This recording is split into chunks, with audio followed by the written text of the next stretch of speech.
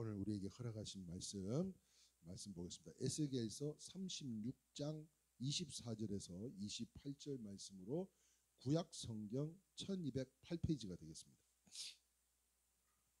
오늘의 말씀의 제목은 하나님이 허락하시는 마음이라는 제목으로 함께 은혜의 말씀을 나누고자 합니다. 에스겔서 36장 24절에서 28절 말씀 다 찾으신 줄 알고 못 찾으신 분들은 앞에 자막을 보시면서 우리 큰 목소리로 합독하도록 하겠습니다. 시작. 내가 너희를 여러 나라 가운데서 인도하여 내고 여러 민족 가운데서 모아 데리고 고국 땅에 들어가서 맑은 물을 너희에게 뿌려서 너희로 정결하게 하되 곧 너희 모든 더러운 것에서와 모든 우상 숭배에서 너희를 정결하게 할 것이며 또 새 영을 너희 속에 두고 새 마음을 너희에게 주되 너희 육신에서 굳은 마음을 제거하고 부드러운 마음을 줄 것이며 또 내 영을 너희 속에 두어 너희로 내 율례를 행하게 하리니 너희가 내 규례를 지켜 행할지라. 내가 너희 조상에게 중의 땅에서 너희가 거주하면서 내 백성이 되고 나는 너희 하나님이 되리라. 할렐루야. 하나님 앞에 복 있는 사람, 이 사람이 어떤 사람일까를 지난 한 주간 동안 기도하고 묵상하는 가운데 하나님 앞에 복 있는 사람, 아마도 새 마음을 가진 사람이 아닌가 하는 거예요. 옛날에 캐캐 먹었던, 옛날에 있었던 이야기들만, 과거 속의 이야기들만 구구절절히 내어놓는 것이 아니라 갑자기 옛날에 있었던 과거 속에 그러한 캐캐 먹은 것들을 이야기하는 거 아니라 새로운 마음을 가지는 사람, 이러한 사람이 진짜 복된 사람이 아닌가. 어떤 부부는 싸울 때마다 이 아내 되시는 분이 학력고사 점수를 잘 받았었나 봐요. 항상 싸울 때마다 당신은 학력고사 점수가 몇 점이었냐고 그거 가지고 계속 물고 늘어지고 싸우더라는 거예요. 그 학력고사가 언제적 이야기입니까? 그런데도 옛날에 있었던 그러한 이야기들을 계속 내놓으면서 이야기를 하는 거예요. 그런데 진짜 복 있는 사람은, 복을 받을 준비가 된 사람은 마음이 늘 새로워야 될 줄 믿습니다. 그러므로 지난날의 묵은 마음이 아닌 새 마음, 이 집에 뭐가 많나 봐요. 자, 그러므로 지난날의 묵은 마음이 아닌 새 마음을 가질 때에 오늘 본문 28절 말씀과 같이 하나님께서 주신, 자, 28절 마지막 줄 밑줄 끈 것만 한번 다시 한번 읽어볼까요? 시작. 내가 너희 조상들에게 준 땅에서 너희가 거주하면서 내 백성이 되고 나는 너희 하나님이 되리라. 할렐루야. 새로운 마음을 가지고 살아가는 사람들에게는 이 약속의 땅에서 행복하게 영원히 살아가게 될 줄 믿으시면 아멘입니다. 자, 그런데 여기서 말씀하는 약속의 땅이 무엇인가 하니 문자적으로는 가나안 땅을 이야기하는 거예요. 젖과 꿀이 흐르는 가나안 땅을 이야기하는 것이고, 신령한 의미에서는 바로 이것이 하나님의 나라를 의미하는 것으로요. 즉 다시 말해서 내 마음의 평강, 이 얼마나 중요한지 모르겠어요. 날마다 근심하고 염려 속에 살아가는, 다시 말하면 이 교도소라고 하는 담벼락 안에 갇혀 있는 사람들도 정말 힘들고 어렵겠지만 내가 쳐놓은 이 울타리에서 내가 그 안에서 떠나지 못하고 깨지 못하고 일어나지 못하는 그러한 모든 상황들 속에 내 마음의 평강이 없다면 얼마나 고달픈 삶을 살아가야 되는지 알 수 없습니다. 그리고 내세의 영생을 말씀하고 있는 것인데요. 자, 그러므로 사랑하는 성도 여러분, 진실로 회개하면 새 마음을 가진 사람은요, 하나님께서 지금 우리에게 긍휼히 여겨주실 것으로, 그래서 역대하 7장 13절에서 14절 말씀에 이런 말씀이 기록하고 있더라고요. 같이 한번 읽어봅니다. 시작.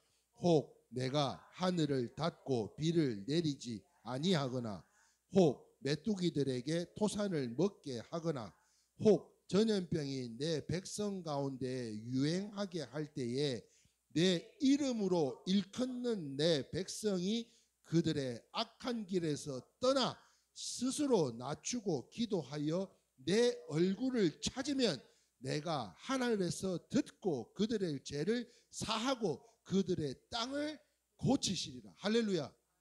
여러분, 막혀 있는 것 있습니까? 지금 어려움이 있어요? 근심하고 걱정하는 것 있습니까? 사랑하는 성도 여러분, 하나님을 찾으시기를 주님의 이름으로 축원합니다. 그리고 오늘 이 역대하 7장 13절에서 14절의 이 생명의 말씀을 통해 속히 이 땅에서 모든 질병들이 다 거두어 가실 수 있기를 주님의 이름으로 축원합니다.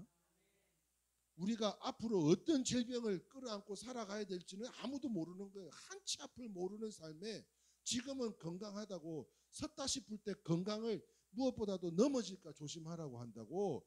여러분, 이 모든 질병들, 이 질병들 가운데 특별히 이 노화가 좀 없었으면 좋겠어요. 네?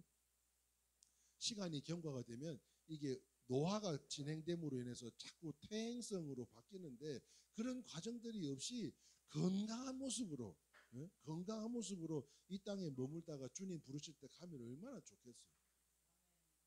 자, 그런데요, 그렇다면 어떻게 새 마음을 가질 수 있냐는 거예요. 어떻게 하면? 자, 오늘 본문에 보면 하나님이 주신다고 말씀하고 있다는 거예요. 하나님이 주신다고. 사랑하는 성도 여러분, 사랑이가 요새 학교에서 무슨 성경에 관련된 수업을 들어요. 그런데 그 수업을 들어갔는데 아빠, 나 오늘 이번 주에 수업이 있어서 들어갔더니 예수님께서 병자들을 고칠 때 어떻게 고치는지에 대한 그 내용이 나왔다는 거예요. 아, 그래? 그래서 어떻게 됐어? 그랬더니 예수님은 굉장히 쉽게 하시던데 뭐해? 그냥 말씀만 하니까 다 낫더라는 거예요. 저는요, 잠깐 스쳐가는 이야기였지만 거기서 진리를 깨달았어요. 그래, 주님이 말씀하시면 내가 겸손히 순종만 하면 그 복이 내 복이 될 줄 믿습니다. 아멘이세요? 그래가지고 저렇게 밤을 새워 공부를 하고 있는 가운데 거기에 또 레포트가 성경 관련된 무슨 구절에 빈말 채워 넣는 뭐 그런 것들이에요. 아빠 이거 좀 해줄 수 있어? 왜 못 해주겠어요? 그러나 시험 공부도 중요하지만 오히려 이 생명의 말씀을 한 구절이라도 지나가는 거라도 한번 내 눈으로 각인을 하고 지나가는 게 훨씬 더 이 친구한테 살아가는데 도움이 되지 않겠나. 그래서 제가 시간이 남아도라도 도움을 주지 않았어요. 본인이 스스로 한번 해보라고. 그 말씀을 통해서 또 한번 경험해보라고.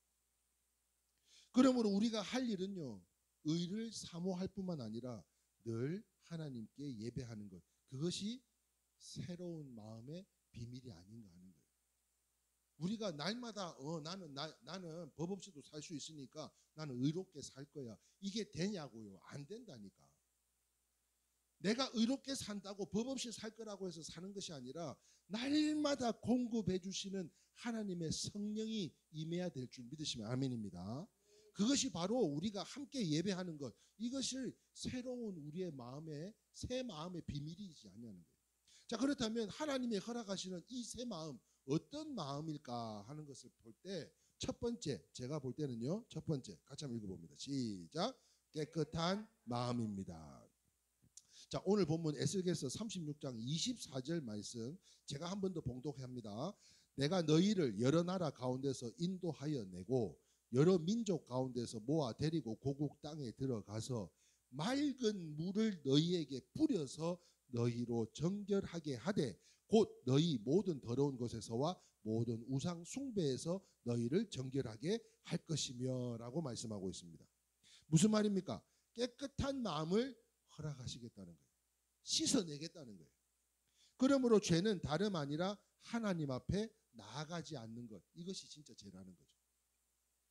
한 인디안 노인이요, 손자들에게 이렇게 이야기를 하며 가르침을 가르치고 있었습니다. 마음속에는 우리도 한번 생각해 보세요. 마음속에는 늘 싸움이 일어나는 것 같아요. 여기로 갈까? 요렇게 해볼까? 이렇게 자꾸 뭔가 부딪힘이 있어요. 이 마음 속에는. 하나님의 주신 평안 속에서도 이렇게 하면 어떨까? 저렇게 하면 어떨까? 근데 그 모든 계획을 아무리 밤을 새워서 고민을 하고 생각을 해도 그것을 인도하시는 분은 주님인 줄 믿으시면 아멘입니다. 그런데 마음속에는 늘 싸움이 일어나고 있다는 거예요. 너무 끔찍한 싸움이어서 마치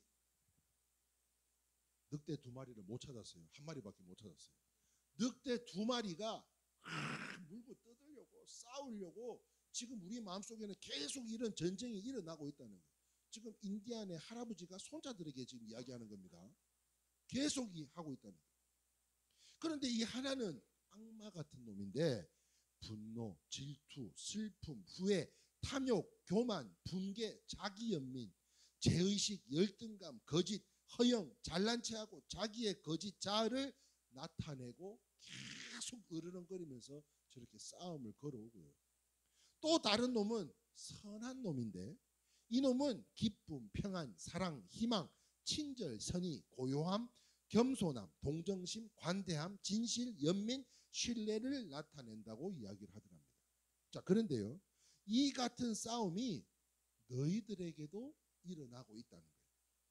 손자 너희들에게도 할아버지가 손자들에게 지금 너희 안에도 이러한 전쟁들이 계속해서 일어나고 있는데 모든 사람의 마음에서도 일어나고 있다는 거예요. 그 말을 들을 손자는요, 잠시 말을 생각하다가 할아버지에게 이렇게 물어봅니다. 할아버지, 그러면 두 늑대가 싸우면 누가 이겨요? 자, 여러분들이 질문합니다. 이 두 늑대가 싸우면 누가 이겨요? 여러분들은 어떤 늑대가, 어떤 이쪽에 있는 늑대요, 이쪽에 있는 늑대요, 어떤 늑대가 이겨요? 싸나운 늑대? 네. 싸나운 게 이길 것 같죠, 그죠? 네? 반대로 반대가 선한 놈이 이길 것 같다. 요 둘이서 한번 싸워봐 그러면 누가 이기나 보게. 그런데요, 이 할아버지는 이렇게 이야기를 합니다. 아주 슬기로운 것 같아요. 얘야, 네가 밥 주는 놈이 이겨 그러더라는 거예요. 네가 밥 주는 놈이 이겨. 진짜인 것 같아요. 그렇다면 우리들은 여러분 어느 편의 먹이를 주고 있는 걸까요? 어느 편의 먹이를 주고 계셔? 영을 위해서 삽니까? 육을 위해서 삽니까? 예수님께서는요, 마태복음 5장 6절에 이런 말씀을 하셨죠. 같이 한번 읽어봅니다. 시작. 의에 줄이고 목마른 자는 복이 있나니 그들이 배부를 것이며 하셨습니다. 사랑하는 성도 여러분, 의롭게 되려면, 다시 말하면 새롭게 되려면 하나님은 지금 성령의 물로써 우리를 깨끗게 하여 주시고자 새로운 마음을 늘 허락하고 계시다는 거예요. 그런데 우리 안에 자아는 계속 부딪힘의 연속이 일어나고 있더라는 거예요. 그러므로 사랑하는 성도 여러분, 우리가 의롭게 되려면, 늘 새롭게 되려면 오늘의 말씀의 제목과 같이 하나님이 허락하시는 마음, 그 마음이 어떤 마음인지를 다시 한번 깨달아 깨끗한 그 은혜를 더욱더 사모하실 수 있기를 주님의 이름으로 축원합니다. 아멘. 자, 두 번째 한번 봅시다. 두 번째. 첫 번째, 하나님께서 허락하시는 마음은 우리의 날마다 새로운 마음을 허락하시기를 원하시고, 두 번째 마음입니다. 시작. 온유한 마음입니다.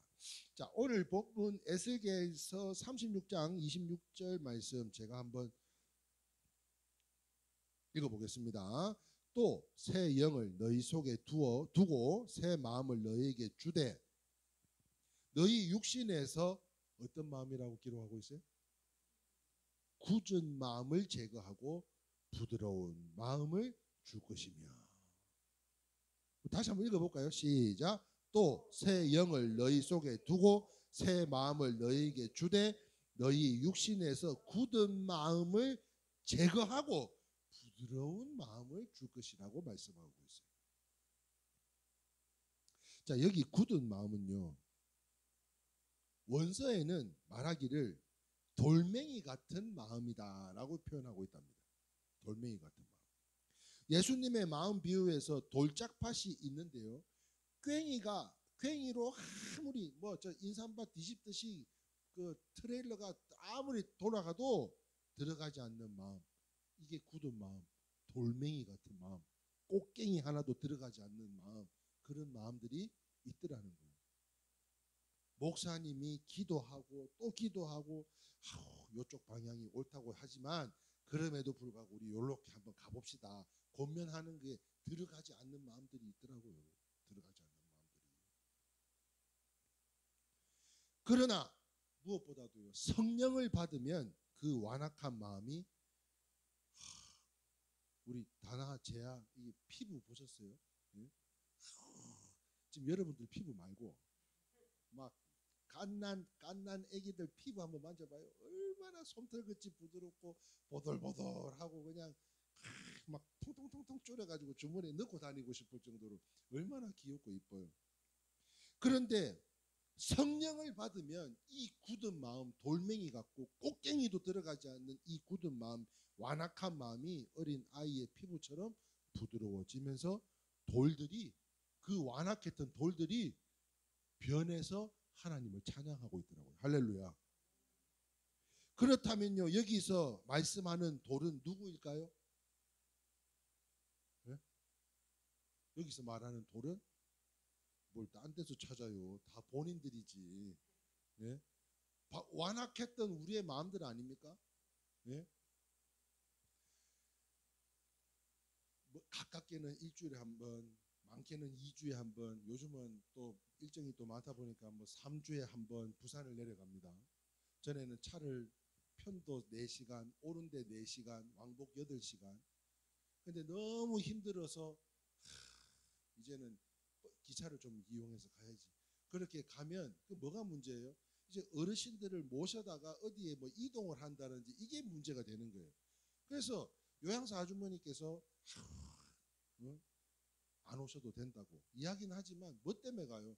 그 잠시 잠깐이나마 내가 4시간 이상 그렇게 차를 몰고 가는 이유는 잠깐 1시간여만이라도 좀 편하게 이동해드리는 데에 좀 일조를 해드리고 싶어서 그렇게 해서 가는 거 아니에요. 그런데 그게 너무 힘들다 보니까 이제 기차를 타고 가서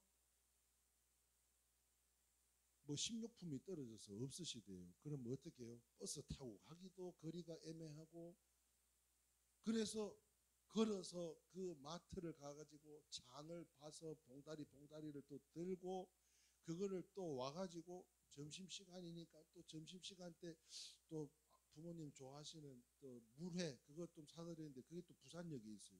그럼 또 부산역까지 또 버스를 타고 가서 그걸 또 30분 안에 빨리 사가지고 다시 버스를 타야 이게 환승이 되지 않습니까? 그러니까 얼른 뛰어가지고 가는데 비는 뭐같이 오고 날씨는 덥고 옷은 젖었는데 신내는 가득이고 그거 들여다가 또 갔다가 또 놓고 요양사 이모님을 또 처음 바뀌어가지고 처음 뵀으니까 뭐라도 내가 식사 참 이렇게 여러 가지로 잘해 주시는 만큼 저녁이라도 대접해야 되겠다. 오늘 저녁 하지 마시고 제가 그 부산에는 밀면이 유명하다는데 나 밀면 한 그릇 먹고 싶으니까 밀면 한 그릇 사드릴 때 뭐 드실래요? 그랬더니 뭐 비빔을 드시겠대. 또 그런데 그 비빔면 집이 포장이 되는지 안 되는지를 몰라서 또 그 낮에 또 갔다가 그렇게 와가지고 포장해서 또 들고 와서 먹고 그랬으면은 점심 때 물에 사다 드려, 저녁 때 그렇게 밀면 사다 드려. 그날 저녁에 초저녁에요. 얼마나 걸어 다녔는지 2만 보를 넘게 걸었더라고요. 새벽 첫 차 타고 가가지고 그날 초저녁에 벌써 2만 보가 넘었어요. 옷을 3번 갈아입었습니다. 그런데도요, 우리 아버지는요, 잘 먹었다 한마디를 안 해요. 수고했다 말 한마디를 안 해요. 내가 그 모습을 보면서 왜 아버지의 모습이 나한테서 자꾸 나오지? 내 그 생각에 너무 힘들더라고요. 왜 내가 밖에서는 권사님 하고 이렇게 부르면서도 여보 하고 이렇게 부르지 못하고 애들한테도 뭐 밖에서 기분 안 좋은 일 있으면 말 한마디도 안 하고 입 꾹 닫고 그냥 잠만 자고 있는 제 모습을 봤을 때 야, 이렇게 살아서는 안 되겠다. 내가 왜 나는 아버지하고 어머니하고 좋은 추억이라도 남기고 싶어서 살아 계시는 동안에 가서 섬기는 것 뿐인데 돈 10원 한 장, 형편 어렵게 산다고 10원 한 장도 다 가서 도착해서 전화하면 야, 그 가방 밑에 뭐 어디 뭐 물티슈 안에 어떻게 요새는 지능이 발달해가지고 하도 내가 찾아내니까 물티슈 안에까지다가 돈을 꿈쳐 넣어가지고 나중에 그걸 애들 집에 들어갈 때는 또 그냥 들어가지 말고 항상 아버지가 뭐 손에 들고 오는 거 좋아하니까 뭐라도 사들고 들어가라 그러면서 또 그 또 말짱 도루묵이에요. 그 뭐 밀면 한 그릇 사고 그 뭐야 물에 한번 대접해드린 게 다 헛것이 헛것. 그래서 내가 변해야 되겠다. 왜 내가 그렇게 싫어하는 아버지의 모습이 왜 나한테서 이 집에서 나오지? 그래서 제가 바뀌려고 내가 생전 집에서는 재민이 뭐 이렇게 다 큰 놈이라 안아주고 이런 적이 없었습니다. 그런데 최근에 아들 이리 와봐 한번 안아보자. 씻고 나고 빤스만 입고 있는 아들을 탁 끌어안고 야 우리 야식 한 때릴까? 라면 하나 때릴까? 또 먹고 어제 또 금요일 날 연휴 끝나고 그 돌보미 하는 아이가 아침 10시부터 7시까지 뭐 어머니가 출근을 해야 돼서 좀 봐달라고 이야기를 하더랍니다. 그럼 또 어떻게 안 봐줘요. 그래서 이제 아침에 갔다가 저녁에 이제 온 거를 갖다가 일부러 예? 여기 프레쉬를 탁 차고 뭐 엘리베이터에 불빛이 없어서 찬 게 아니에요. 엘리베이터 앞에까지 다 입구까지 나가갖고 정중하게 맞이하고 안아주고 얼마나 힘들었냐고 어깨 동무를 해가지고 부축을 해서 야 어머니 오셨다 그러고 인사하자 그러고 막 일부러 그랬어요. 여기 계신 아버님들도 여러분 자녀들에게 우리 아버지요 전화 한 통화 없습니다. 저한테 그렇게 쫓아다녀도 전화 한 통화도 없어요. 진짜 여러분 할 수 있을 때 다 표현하실 수 있기를 주님의 이름으로 축원합니다. 이렇게 완악한 우리의 굳은 마음이 지나고 나면 좋은 기억이 남아가지고 추억을 해야 되는데 좋지 않은 기억으로 김 집사님 우리 아들 힘들지? 잘 다녀왔나? 예? 손주들만 이뻐하지 말고 아들도 예? 아들도 해야 되겠더라고요. 내한테 그 완악한 마음이 있더라니까요. 그래서 내가 이 완악한 마음을 깨기 위해서는 어떻게 해야 될까? 어떻게 하면 이 완악한 마음을 깰까? 그래서요. 제가 예전에 진짜 오래전입니다. 저희 교회 개척하고 얼마 안 됐었던 것 같아요. 분재원에서 분재를 하고 나무를 잘라가지고 그거는 이제 삽목을 하고 거기에 뭐가 남아요? 그루투기가 남잖아요. 그런데 그때는 제가 분재를 초창기 때라 이것저것 다 가져왔어요. 잘라가지고 밑둥아리 있는 것도 갖고 왔어요. 그런데 갖고 와서 이끼를 살짝 덮어가지고 베란다에다가 살짝 놔뒀더니 어머나 이 딱딱한 질감 속에서요 새순이 이렇게 올라오는데 내가 거기에서 온유함을 봤어요.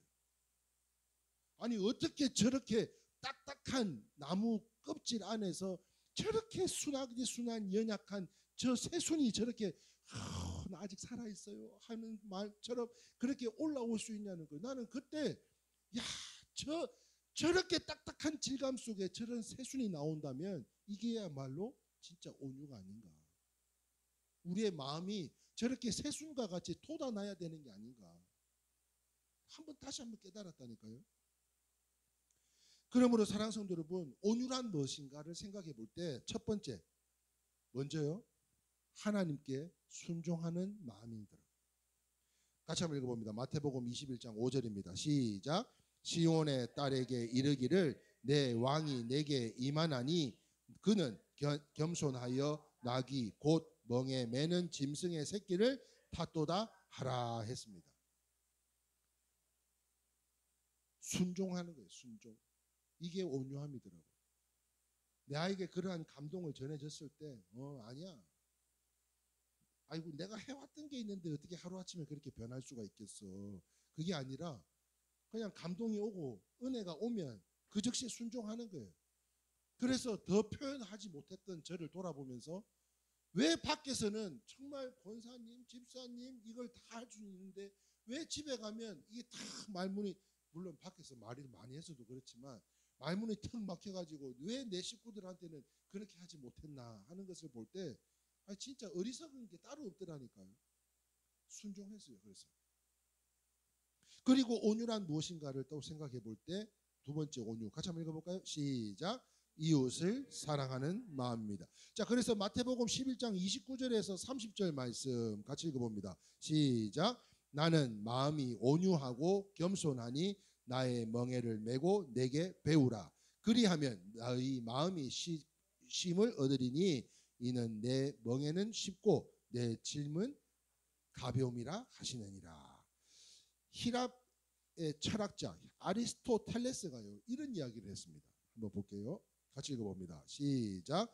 마음이 새로워지면 인격이 새로워지며 인격이 달라지면 행동이 달라진다. 자, 그걸 모르는 사람이 있을까요? 그런데 성령이 임하지 않고는 새 마음은 불가능한 것이더라는 거예요. 한때 우리나라에서 일어났던 새마을 운동 말고 새마음 운동이라는 것도 있었더라고요. 새마음. 야, 우리 다시 한번 일어나 보자. 다시 한번 우리가 활동을 해보자. 새마음 운동, 스마일 운동 이거 다 좋습니다만 무엇보다도 이 모든 것에 은혜를 받아야만 가능한 줄 믿으시면 아멘입니다. 심리 치료학도 상담학도 한계가 있어요. 한계가 있어요. 성령을 받지 않으면 이것은 변화는 있을 수 없다는 거예요. 그래서 온유는 마지막 세 번째로요. 온유는 성령의 열매더라고요. 저에게 찾아왔던 부모님으로부터 그러한 모습과 환경을 통해서 저에게 은혜 주심에 제가 순종할 수 있고 하나님 앞에 내가 다시 변화될 수 있었던 것은 이것은 성령을 받았기 때문에 가능한 것이지 않았냐는 거예요. 무엇입니까? 마태복음 11장 했고요. 갈라디아서 5장 22절, 23절 이 성령의 열매가요 9가지 열매 중에 한 가지더라고요. 같이 한번 읽어봅니다. 시작. 오직 성령의 열매는 사랑과 희락과 화평과 오래 참음과 자비와 양선과 중성과 온유니 결제니 이 같은 것을 금지할 법이 없다. 온유가요 성령의 열매더라니까요. 이 9가지 성령의 열매 가운데. 자, 다시 말해서 돌 같은 그 마음의 성령의 열매인 온유, 이 은혜가 아니면 불가능하더라는 거예요. 그래서 이사야 65장 17절 25절 말씀에 같이 읽겠습니다. 시작. 보라, 내가 새 하늘과 새 땅을 창조하나니 이전 것은 기억하거나 대마음에 생각나지 아니할 것이라. 25절. 이와 어린 양이 함께 먹을 것이며 사자가 소처럼 짚을 먹을 것이며 뱀인 흙을 양식으로 삼을 것이니 나의 산성에서 해함이 없고 상함도 없으리라. 여호와께서 말씀하시느니라. 사랑하는 성도 여러분, 나의 성산에서는 해함이 없겠고 상함도 없답니다. 그렇습니다. 우리의 마음에 먼저 하나님 허락하시는 마음이 임하여서 그 순종하는 바로 그때에 그 교만하고 완악했던 사울도요 사무엘상 10장 6절 말씀에 이렇게 기록되어져 있더라고요. 같이 읽겠습니다.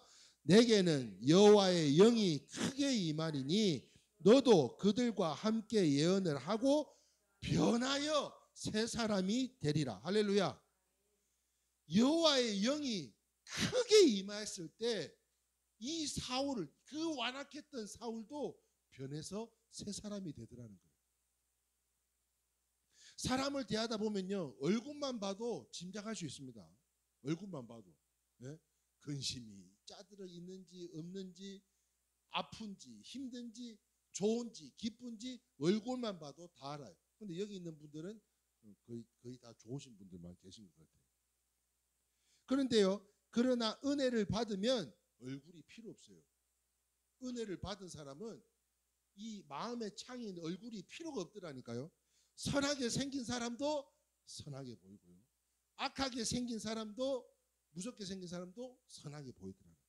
그래서 에베소서 4장 24절 말씀에 하나님을 따라 의의 진리로 거룩함으로 지으심을 받은 새 사람을 입자이라고 이야기하고 있다는 거예요.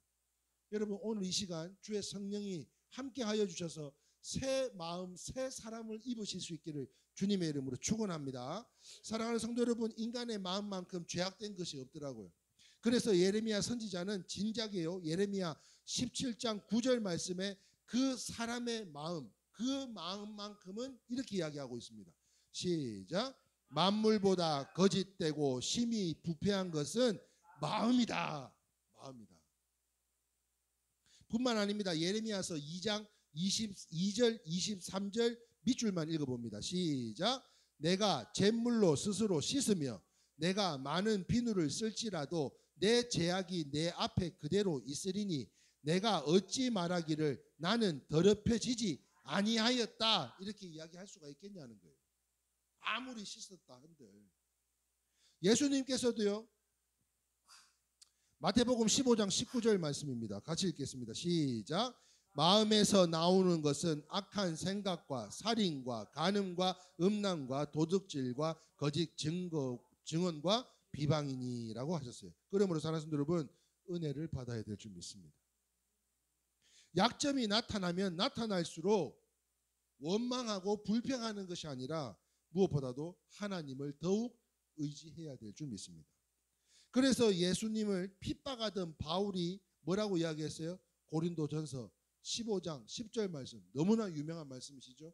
우리의 고백이 되기를 소망하는 마음으로 우리 함께 읽겠습니다. 시작.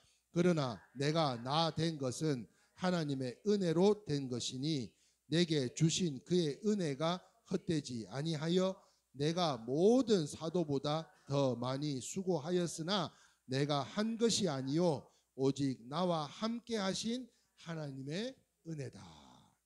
존 버년이 지었던 철로 역정이라는 데 보면 한 예수 믿는 청년이 순례길을 떠나게 되었습니다. 천국을 향하여 또 여행을 떠나는 가운데 어느 곳에 도착해서 방에 들어가게 되었대요. 근데 그 방에 들어가서 보니까 누가 청소를 하는데 먼지가 말을 못 하더랍니다. TV에서 잠깐 봤는데요.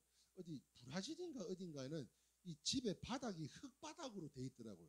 침대가 있는데도 바닥은 흙바닥이 돼 있어요. 그것처럼 청소를 하는데 너무 먼지가 많이 날리더라는 거예요. 쓸면 쓸수록 먼지가 계속 일어나도 너무 더러워지더라는 거예요. 그때 그 인도자에게 물었습니다. 이게 무슨 뜻입니까? 그랬더니 이것은 율법이다라고 이야기를 하더라는 거예요. 이게 무슨 말인가 하면 바르게 해보려고 애쓰고 또 애쓰고 노력하면 더 노력할수록 점점 더 죄가 많아지고 점점 더 어려워지는 일들이 발생하더라는 거예요. 그런데 옆방에 가니까 옆방에는요 먼지가 그처럼 많은데도 불구하고 물을 싹 뿌려가지고 그 브라질인가 어디 영상에서 그랬어요. 흙바닥인데 그 흙바닥에 먼지가 안 나게 하려면 청소를 하는데 물을 뿌리면서 청소를 하니까 먼지가 안 나더라니까요. 그러니까 이 철로역정에 그 천국을 향해 나가던 이 청년이 생각이 났어요. 옆방에 들어가니까요 먼지가 많은데도 물을 뿌리면서 청소를 하니까 먼지가 하나도 일어나지 않고 깨끗해지더라는 거예요. 이건 뭡니까? 그랬더니 이것이 바로 성령이니라라고 말씀하더라는 겁니다. 이거는 은혜의 역사라고 이야기를 하더랍니다. 그래서 무엇보다도 사랑하는 성도 여러분, 우리의 굳은 마음이 있다면 그 온유하심의 성령의 열매를 통하여 우리가 성령을 받아야 될 줄 믿으시면 아멘입니다. 말씀을 정리합니다. 사랑하는 성도 여러분, 하나님의 나라는 예수 믿고 순종하는 사람들이 들어갈 수 있는 곳입니다. 이 모든 것은 하나님의 은혜라고 우리가 찬양한 것과 같이 그러므로 하나님을 더욱 가까이 하실 수 있기를 바라고요. 이제 보니까 추수감사절이 이제 한 달 정도 남았더라고요. 11월 16일이 추수감사절인데요. 이 추수감사절, 감사의 계절을 앞두고 이 가을의 문턱 10월은 무엇보다도 사랑하는 성도 여러분, 우리 함께 더욱 열심히 주님을 예배하고 할렐루야, 기도하고 할렐루야, 찬양하실 수 있기를 주님의 이름으로 축원합니다. 그래서 우리 모두 회개를 통한 깨끗한 심령에 하나님께서 허락하신 그 마음에 이제는 새 마음들을 다 받으셔서 이제 온유, 순종과 이웃사랑을 실천하는 우리 하나님께서 말씀하신 약속의 땅에서 영원히 사랑받는 가장 복되고 귀한 우리 이레교회 성도님들이 다 되실 수 있기를 주님의 이름으로 축원합니다. 아멘. 우리 함께 찬양하고 모든 순서를 마치겠습니다. 찬송가 332장, 새로운 찬송가 347장입니다. 허락하신 새 땅에 우리 함께 힘차게 찬양하고 모든 예배 순서를 마치겠습니다. 허락하신 새 땅에, 허락하신 새 땅에